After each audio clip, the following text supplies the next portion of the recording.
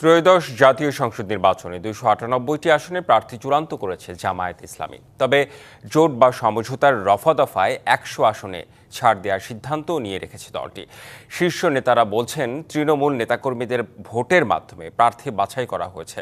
তারা এও আশা করছেন, আসছে জাতীয় নির্বাচনে পরিবর্তনের পক্ষে ভোট দেবে দেশের সাধারণ মানুষ। পিআর সহ নানা দাবিতে ঐকমত্য কমিশনের বৈঠক সরগরম। এমনকি মাঠের আন্দোলনে নামলেও জেলা ও উপজেলা পর্যায়ের নেতাদের গোপন ভোটে এর মধ্যে জামায়াতে ইসলামী আগামী জাতীয় সংসদ নির্বাচনের জন্য 298টি আসনের প্রার্থী চূড়ান্ত করে রেখেছে।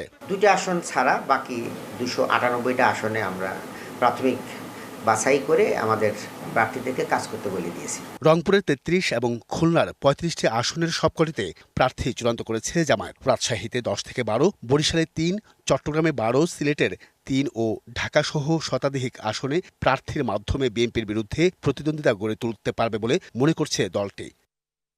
প্রার্থী তালিকায় রয়েছেন দলের আমির doctor Shafiqur Rahman, secretary general Mia Golam Parwar, নায়েবে আমির আবদুল্লাহ মোহাম্মদ তাহের সহ অনেক নেতা। এদিকে ঠাকুরগাঁও 1 আসনে বিএনপির মহাসচিব মির্জা ফখরুল ইসলাম আলমগীরের বিরুদ্ধে প্রতিদ্বন্দ্বিতা করবেন ইসলামী ছাত্র শিবিরের সাবেক সভাপতি দেলোয়ার হোসেন সাইদি। আর কক্সবাজার 1 আসনে বিএনপির আরেক নেতা সালাউদ্দিন আহমেদের বিরুদ্ধে অংশ নেবেন স্থানীয় নেতা আব্দুল আল ফারুক। আপনার প্রতিদ্বন্দ্বী মির্জা ফখরুল ইসলাম, আমি কখনোই ওনাকে কখন প্রতিদ্বন্দ্বী মনে করি না। RICL TMX, যুগের পর যুগ স্থাপনা থাকে মজবুত।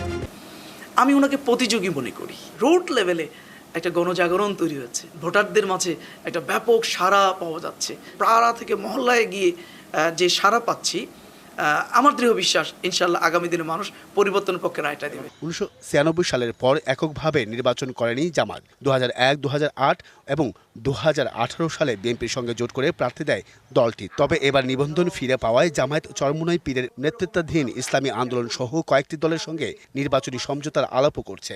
তাই ভোট যুদ্ধে বেশি নজর সমঝোতায়। জোটগুলো কখনো টেকসই হয়েছে, কখনো টেকসই হয়নি। শুধুমাত্র 4 দলীয় ঐক্য জোটটাই অনেক দিন টেকসই ছিল। সবার মাঝেই জোটের সাথে সমঝোতা বেশি আগ্রহ। ইসলামপন্থী দলগুলো সবার মধ্যেই একটা রিয়েলাইজেশন হয়েছে যে আমরা যেন দেশের স্বাধীনতা সার্বভৌমত্বের স্বার্থে সবাই এক বাক্সে ভোট দেই।